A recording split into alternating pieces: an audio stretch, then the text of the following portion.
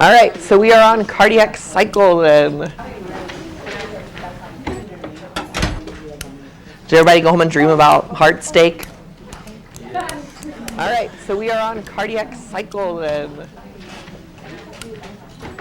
All right, so what is the cardiac cycle? Heart steak? Basically, it's one contraction of the atria, one contraction of the ventricle. That's one cardiac cycle. In relaxation as well. And there's all kinds of things going on in the heart, right? There's electrical stuff, which is the signal to contract. There's changes in pressure in all the chambers. And of course, blood's moving, so volume's changing. What do you think mechanical events is talking about? What sort of mechanical things are happening? Just the signal to contract. Yeah, so those valves are opening and closing. That's what they're talking about for the mechanical events. So volume's changing. And what's kind of interesting about it is they're all kind of related. Because what causes those valves to open and close? Interesting about it is they're all, part one, kind of related. Right? But in general, is it like an electrical signal? So it's a pressure change, right? So the pressure change determines like when the valves open or close.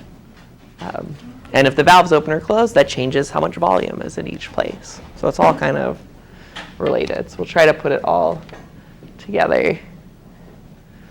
All right, so I'm actually gonna not have you fill in the table yet. Do something a little bit different.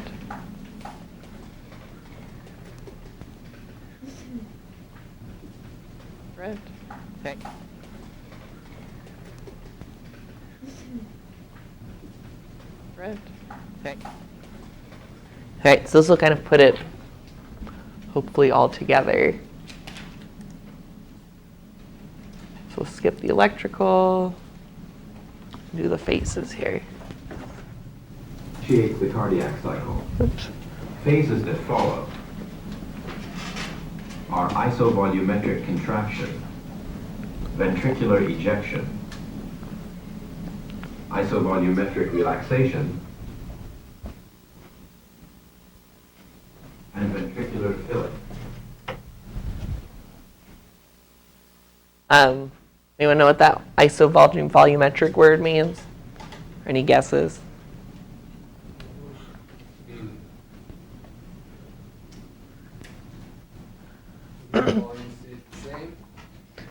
Yeah, it does. So first the atria contract and push more blood into the ventricle, and then the ventricle starts contracting. But does that aortic valve open right away? It has to build up some pressure first. So that's like the contraction without the volume of blood changing. So I just call it isovolumetric.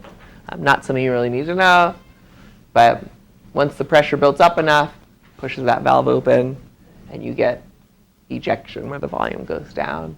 And then it relaxes and fills back up with blood. So we'll keep going here. Click on the heart. Okay.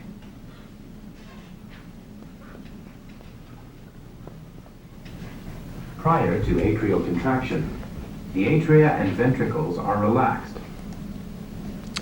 All right, so it's kind of crazy. There's a lot of graphs up there. We're not going to worry about the EKG one too much, except to remind us what's happening right here in this pink one, this pink bar. Do you remember? Yeah, so it's atrial contraction. What's in the blue here? Ventricular contraction, and then this one, relaxation. So they just put that up there so you can kind of know, what part of the cycle you're in. And then this graph is telling you the pressure. And all we're going to worry about is the ventricular pressure, which is in what color? Blue there. So just worry about the blue line here so you can see how the pressure changes. And then down here is the volume of blood in the ventricle. So just worry about the blue line in the middle and then this volume line down here. And you can see how it's kind of changing during each of these phases. Look, I have a secret message. I'll look at it later. Lunar valves are closed. The ventricles fill with blood. Depolarization triggers atrial contraction. Contraction increases atrial pressure and pushes extra blood into the ventricles, slightly increasing ventricular pressure. The excitation triggers ventricular contraction. All right. Ventricular contraction is at first isovolumetric. This means that ventricular blood volume and muscle cell length do not change. Contraction causes ventricular pressure to rise above atrial pressure, forcing the AV valves shut. With the valves closed, the continuing contraction increases ventricular pressure. Ventricular ejection takes place when ventricular pressure rises above arterial pressure and the semilunar valves open. The valves stay open for about a quarter second. As blood is ejected into the arteries, ventricular volume decreases. Ventricles begin to repolarize and relax. Ventricular pressure decreases and contraction ends. All right, and we've got our relaxation phase. Repolarization of the ventricular muscle cells initiates isovolumetric relaxation. As the ventricles relax, pressure in the ventricles drops. Semilunar valves close, preventing backflow. The closure produces a dichrotic wave on the aortic pressure curve. With both semilunar and AV valves closed, blood volume does not change. This isovolumetric relaxation sees pressure drop quickly. Ventricular filling occurs as all four chambers of the heart are relaxed and the AV valves open. As the valves open, the ventricles begin filling with blood. In about 0.2 of a second, blood that has been building up in the atria rushes in to fill the ventricles. Atrial depolarization triggers atrial contraction, forcing a small amount of extra blood into the ventricles. And a new cardiac cycle begins.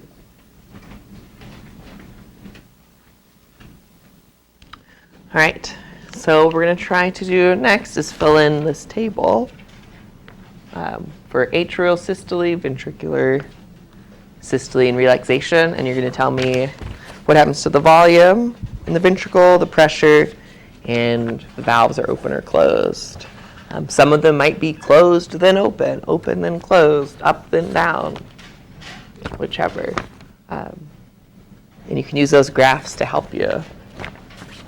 So we'll try it, give you a little bit of time just by yourself. Oh, and you can't use your book either. All you could do is look at that graph for now. And I bet you could figure it out, or at least come close. Or at least just think about it. And just in case you're getting stuck, pink is atrial systole. I guess that's purple. And then that second graph down, that blue line, is the ventricle pressure. Ventricular pressure. Which is the only one we're putting on the graph there. So you're basically just reading that graph. That's what you're doing. You can do it. Even if you get it wrong, at least write something down. Let's make yourself write something. All right, so maybe you want to work with your group to finish those. See if they got the same thing as you, etc. All right, so y'all are doing great. Let's make sure you got everything on there. This is good practice, like reading graphs, because there's so much information up here. Yeah. But I think if you could read a graph, kind of work on it, it's a lot easier than reading like 10 pages of the book about the cardiac cycle. Because everything you need to know is right there in those 2 lines. All right, so let's go, let's just go top to bottom. I think that's easier. So atrial systole, what happens to the volume? It increased, right? Ventricular systole, what happened to the volume? It decreased. And in relaxation, what happened to the volume? It increased. And then the pressure, atrial systole, what happened to the pressure? It increased a little bit, right? This blue line went up a little bit in the pink area. What about for ventricular systole, what happened to the pressure? It increased and then decreased a little bit. So it's increasing a lot and decreasing a little bit. And then relaxation, what happens to the volume or the pressure? It decreased, right? What's next? All right, the mitral valve. Before we talk about the mitral valve, what causes the mitral valve to close? What kind of pressure? High pressure where? In the ventricle? Well, it could be at the atria or something, I don't know. So that means you basically look at this graph. And we start at atrial systole. Is there high pressure in the ventricle right here? No? So is that valve open or closed? Open. So you just told me it closes when there's high pressure. We're talking about the mitral valve, the AV valve. What about in ventricular systole? Does it close? It does, because we have high pressure. And then what about during relaxation? It's open, because right, the pressure's pretty low quickly. All right, and then aortic valve. You could just do the opposite of the mitral valve, or you can think of what makes the aortic valve open?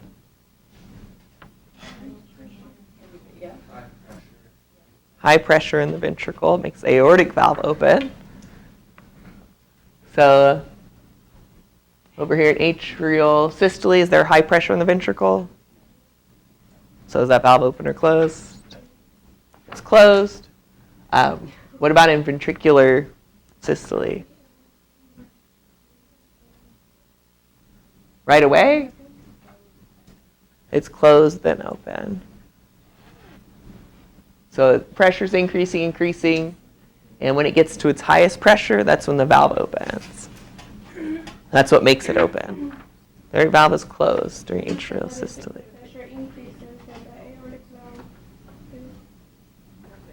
Uh-huh.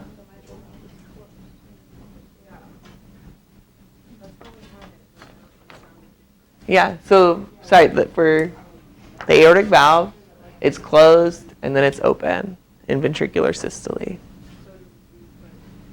I would put closed, then open.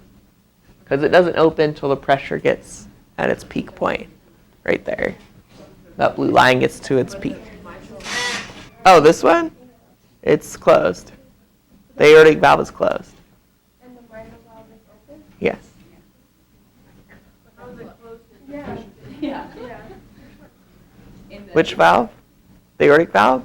It's not high enough to open it. I think you thought we were talking about the different valve or something, because we were talking about all the mitral valve stuff already, and you wrote it all down. Yeah. And then we just started the aortic valve. All right, let's just double check. So mitral valve, let's go back to mitral valve, make sure everybody's got it. So atrial systole, it's open, the mitral valve.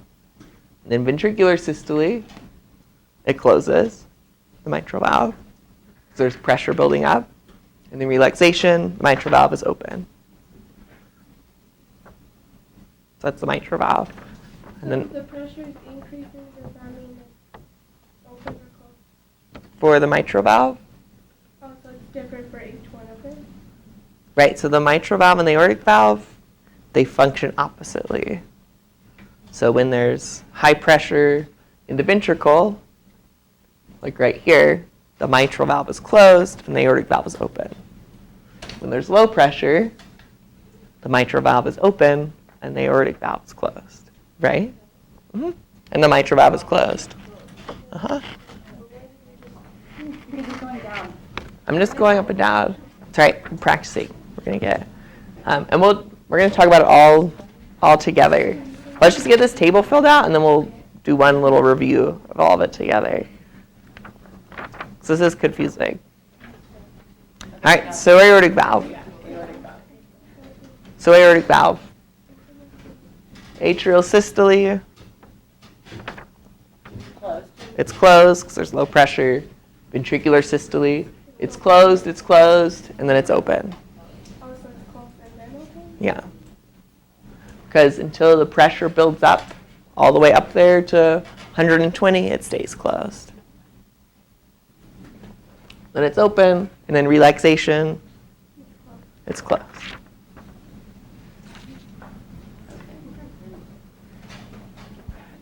All right, so kind of talk about it all together.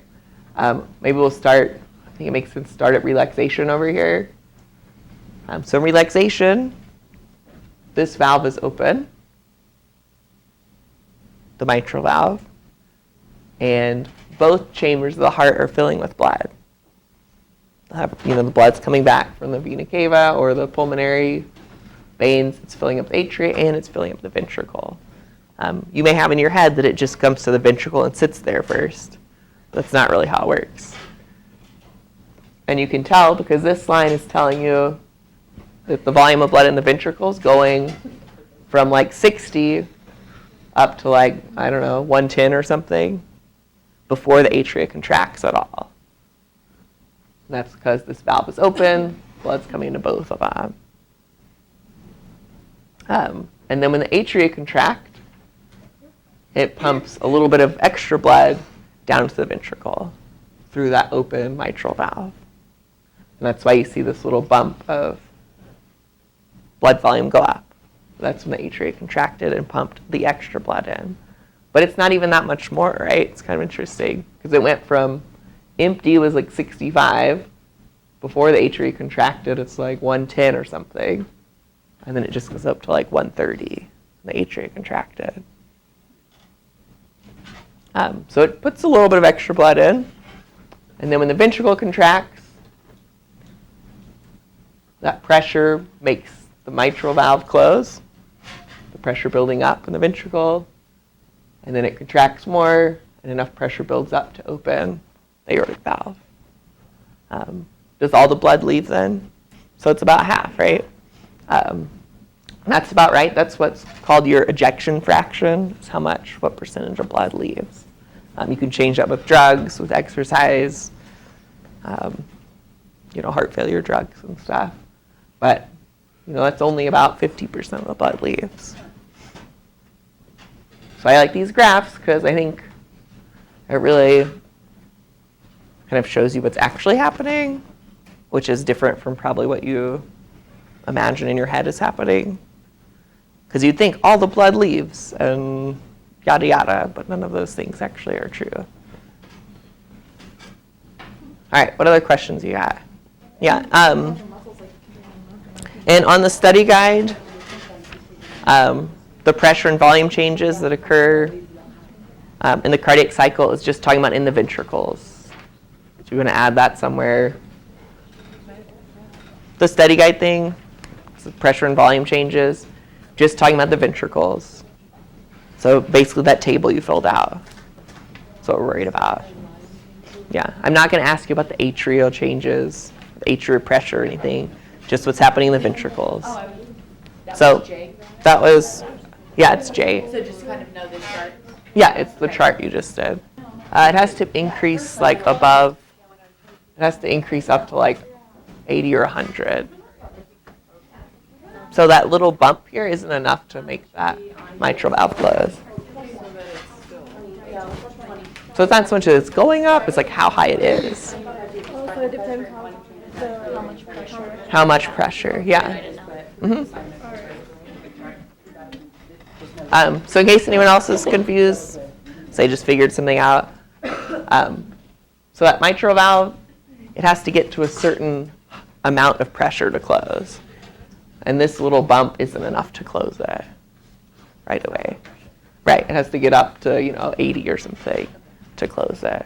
No, that was where they were getting stuck and why that wasn't making sense. Maybe that's true for other people. All right, so I think if you're having trouble with this one, first thing to do is make sure you know the order of blood flow, which are, those cards that you've got. Because if you don't know which way the blood's going or where the valves are, is this going to make any sense? Probably not. And then the second thing you got to make sure you know is what makes those valves open and close, like what we did last time. So make sure you know those before you try to figure all this out. Would you kind of just leave it like that? And just Probably not, because you should know the EKG thing, right? Okay. That was one of the other study things. So that's atrial, that's ventral, that's relaxation. So yeah, it could just be these three charts.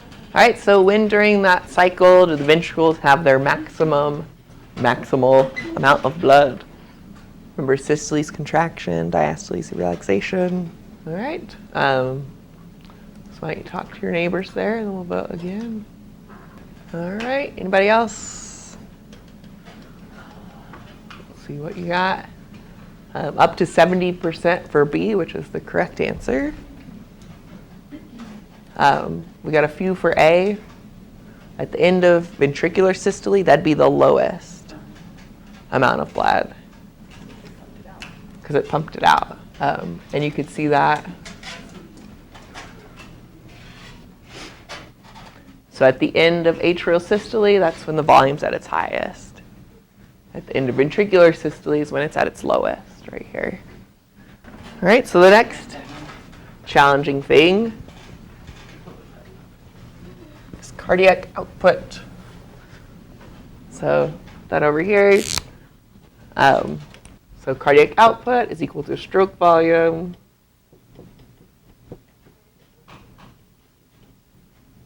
times heart rate. And just to make it make more sense, the stroke volume is milliliters per beat, and heart rate is beats per minute. So what do you think the unit is for cardiac output then? Right, so these kind of cross out. So that means the stroke volume is how much blood is pumped in one cycle. The heart rate's how many times the heart beats per minute. And so cardiac output is how much blood is pumped every minute. So that means if you want to change how much blood your body gets, what's the two things you could change? You could change your heart rate, or you could increase the stroke volume. And that's basically what we're going to be looking at, is how you could change those up or down, those two different variables. Action of the heart maintains blood flow throughout the human body. Cardiac output is a measure of blood flow. It is the volume of blood ejected from the heart over a given time. Cardiac output is determined by multiplying heart rate by stroke volume. Cardiac output in the typical resting heart is about 5 liters per minute.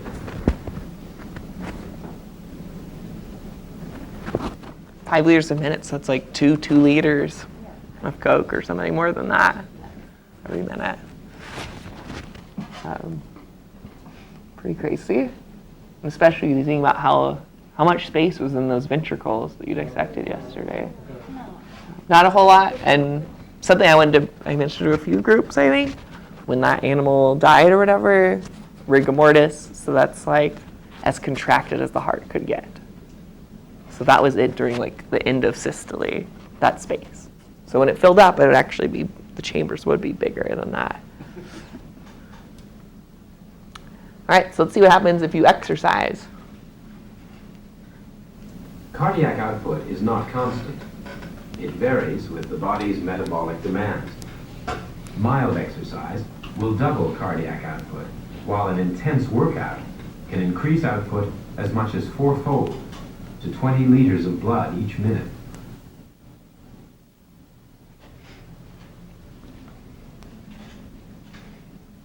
So what changed for exercise? Stroke volume and rate. Yeah, so both of these went up, which is going to make cardiac output go up too, right? And of course, kind of the reason the heart works that way is you don't want to waste energy pumping extra blood all the time, but you need to be able to increase blood flow if you have to exercise or run away from a tiger or something. So it's kind of set up to have, is that on there somewhere? Cardiac reserve. I don't remember if it was on there. Yeah. Yeah. So that's what cardiac reserve is that the heart can beat faster and harder when needed. Which is good, because otherwise you'd try to briskly walk, and you'd be out of breath in like 10 seconds. Be like, oh, I can't do it. Which would not be a good way to have it. All right. Stroke volume is directly correlated with cardiac output. The greater the stroke volume, the greater the cardiac output. Stroke volume represents the difference in the amount of blood between the volume in the ventricles at the end of diastole and the volume after systole. So basically, right, we said it's how much blood is pumped out, which means it's how much blood was in there at the end of atrial systole minus whatever's left over after it contracts, is all they're saying. Just with fancier words. I guess I should write it. Or if you remember on that graph, the volume graph would be the difference between the highest it got and the lowest it got. Would be stroke volume. 3 factors increase stroke volume: increased preload, increased contractility, and decreased afterload.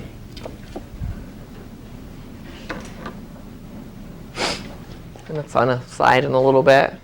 So 3 ways to increase stroke volume: higher contractility. Let's see how those work. Preload is the degree of stretch of cardiac muscle cells prior to contraction. The amount of stretch is related to the end diastolic volume. Increased return blood flow from the veins increases end diastolic volume. Cardiac muscle sarcomeres stretch and lengthen. Contraction of the cardiac muscle sarcomeres during ventricular systole provides the force to eject blood from the heart.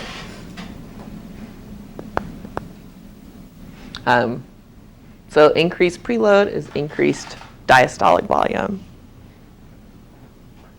which is the amount of blood that comes into the ventricle. So if you have more blood coming to the ventricle, do you think you're going to pump more out of it? Or at least the same amount? So for example, we said, before the diastolic volume was 130, systolic was 60. If you have more coming in, like 150, and you still have 60 left, you've pumped more blood, more volume.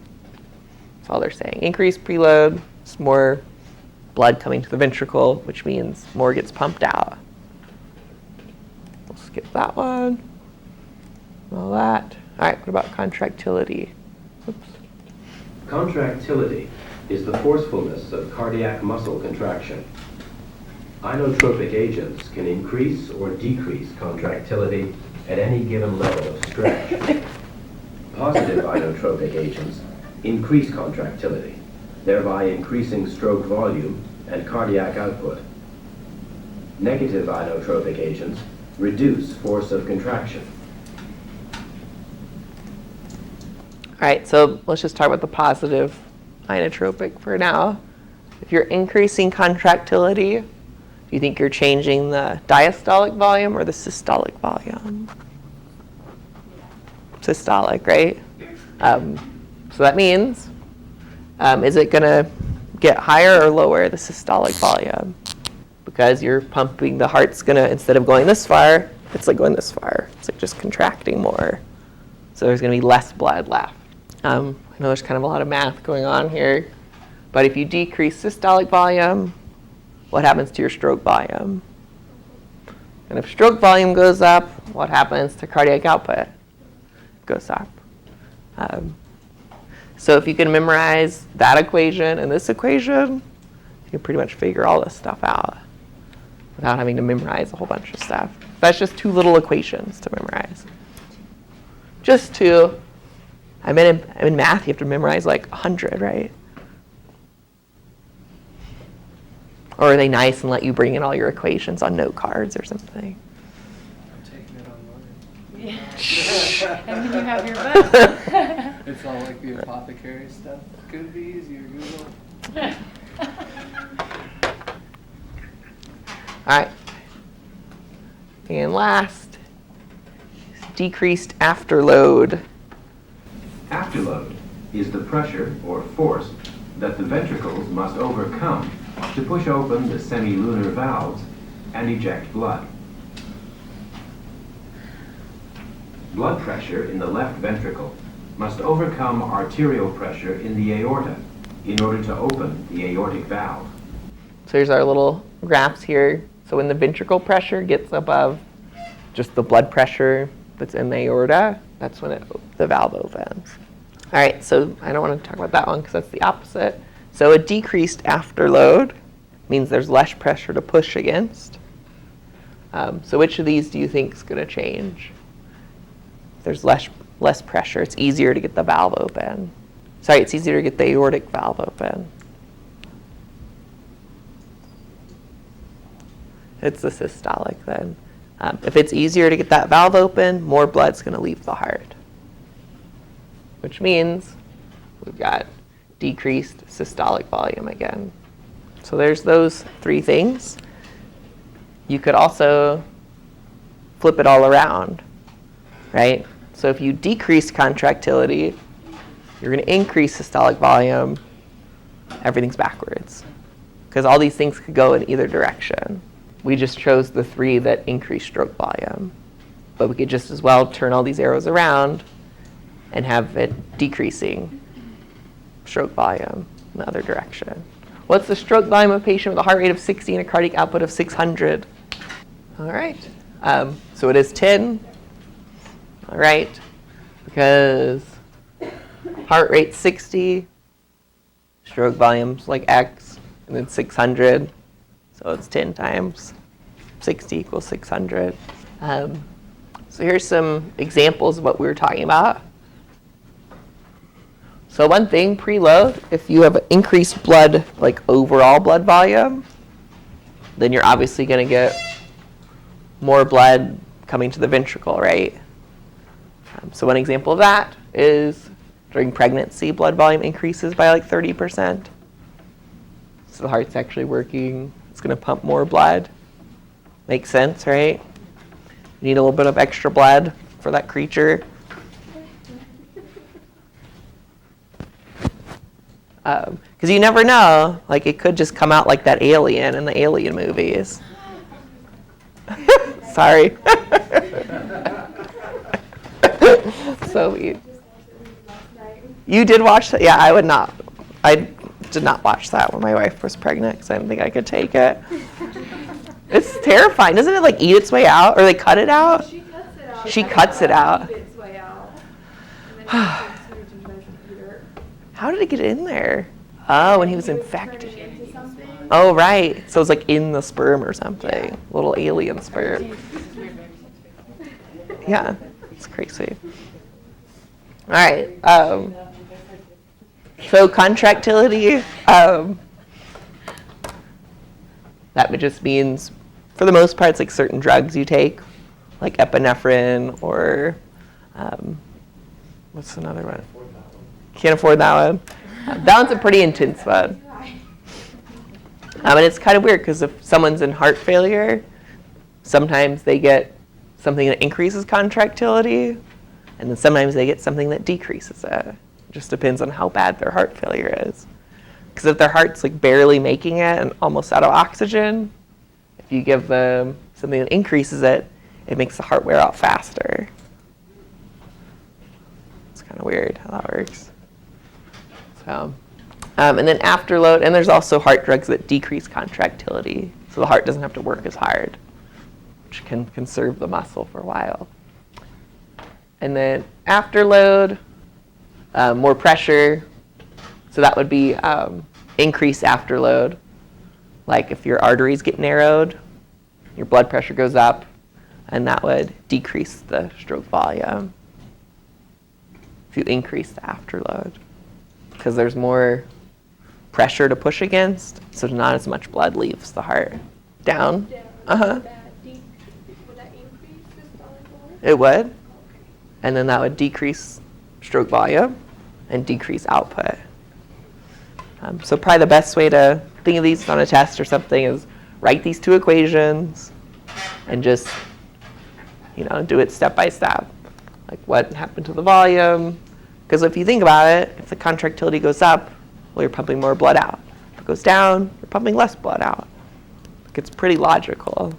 You kind of take it little bits at a time. I don't really like this question. Let's just ignore it. So just ignore that question because I don't really know what it means. I wrote it, but now I don't know what. I'm not sure what I was thinking when I wrote work harder. I don't even know what that means. So just ignore it. All right, what about exercise? Or I guess first, do you have any questions about stroke volume, factors? So just a few slides about exercise. And this is actually one of the understudied things about the heart. It's like our lab at CU is one of the few labs that was like actually researching what exercise does to your heart. In short term, pretty obvious, your heart rate goes up, your stroke volume comes up because you need more, blood flow everywhere. And then in the long term, so something like, you're doing aerobic exercise like 5 times a week, something like that, for like 30 minutes or an hour. It actually makes your heart get larger, and it's able to pump more blood with the same amount of beats.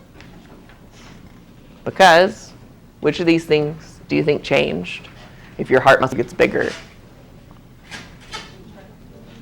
Yeah. So that training, like someone who's swimming a lot or running or walking a whole lot, the heart muscle gets bigger, contractility goes up, so their stroke volume's higher. And so that means, that they're pumping more blood every beat, which is kind of cool. How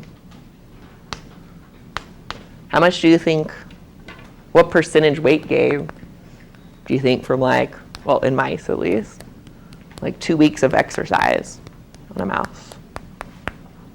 What percentage do you think did it increase? The heart weight.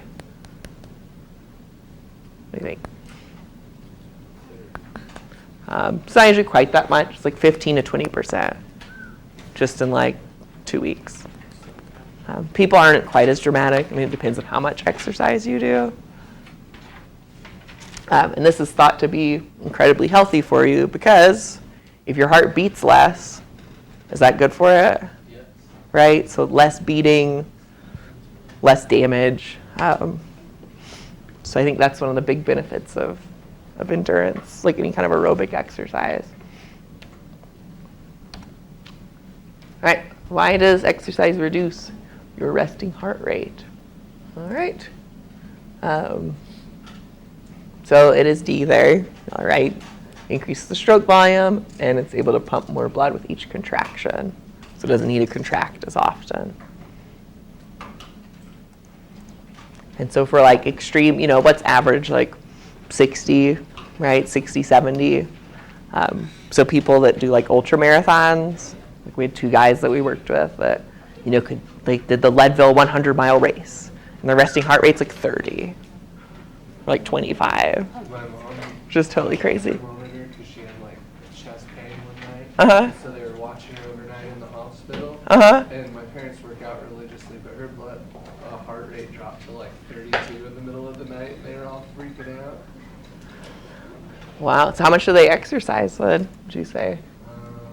6 days a week. Yeah, for an hour or something? Yeah. It's a lot of exercise.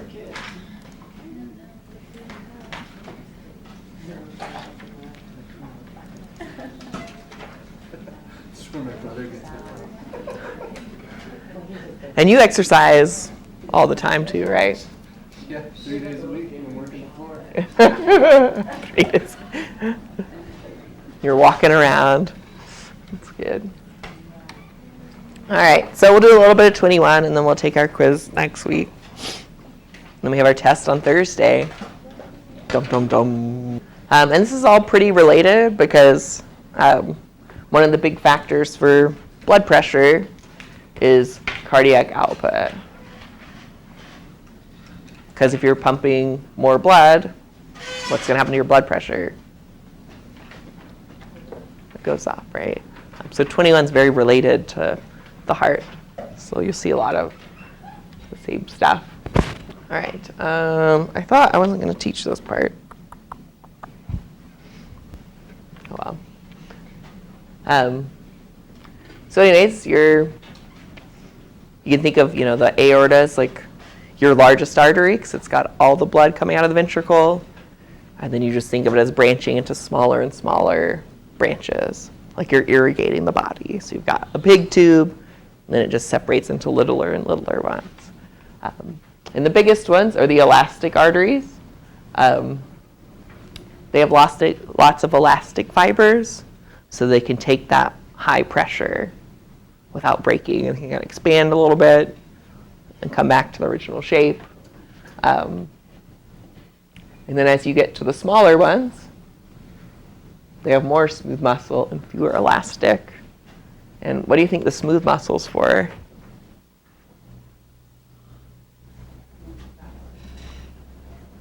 It's to do what? Yeah, so if you want to control how much blood's going somewhere, you dilate and constrict, which that's smooth muscle contracting and relaxing. So that's where you kind of decide, okay, let's not send blood to our feet. Let's contract the smooth muscle in that area. Or like now, because everyone's thinking so hard, it's dilating to send more blood flow to your brain.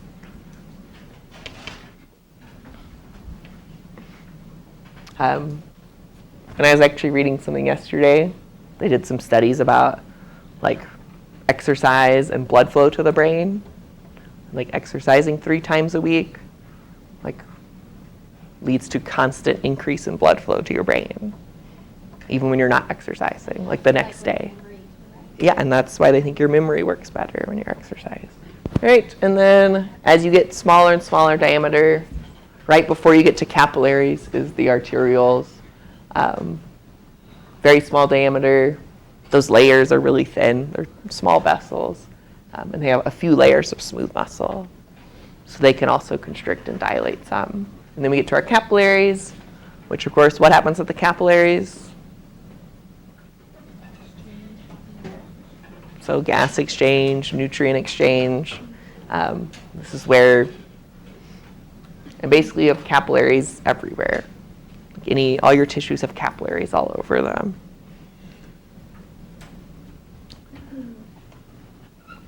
All right, and one thing about them that's important is, first of all, what kind of epithelial cells are those?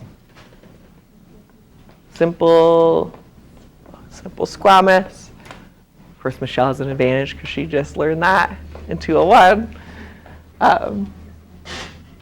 So they're simple squamous, which means they're flat. So it's really easy for oxygen to get out of the blood through those cells. And then CO2 to come back. And of course, all the other substances as well, like glucose and hormones, all that business.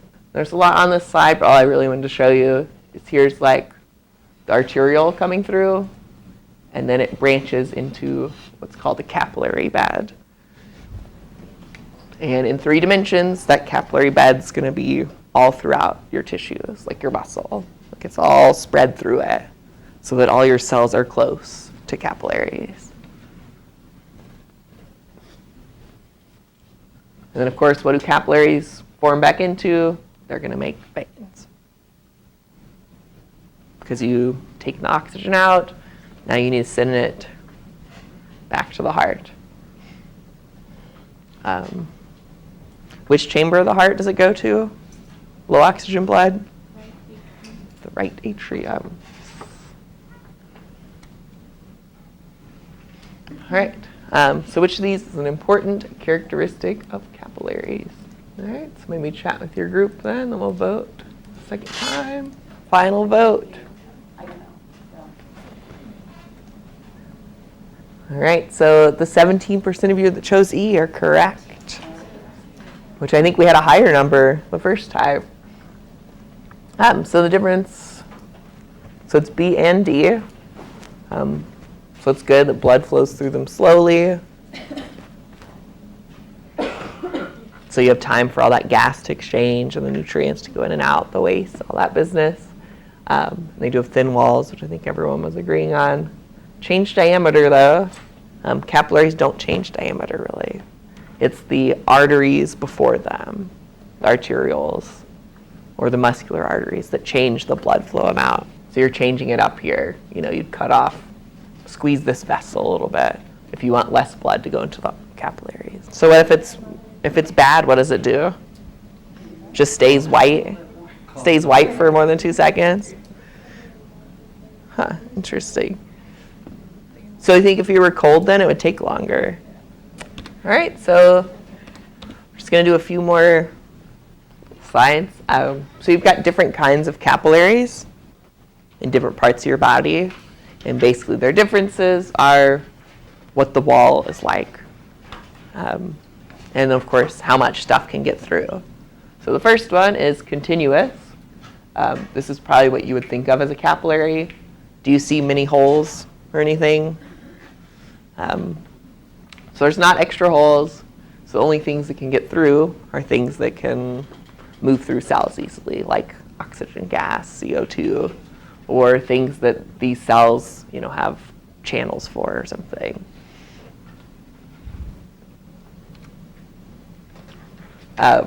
They're the most common, so you have them basically everywhere.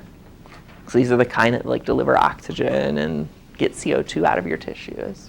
And the next one, what do you see about this kind of capillary? So there's actually holes within the cells, which is kind of bizarre. But there's little pores to let some smaller things through, just directly. Can cells get through? Based on that picture? Right? So look how big that red blood cell is compared to those little holes. So you can let like large proteins through, but you're still keeping your blood cells in the capillary, which is probably a good thing. So where do you find these?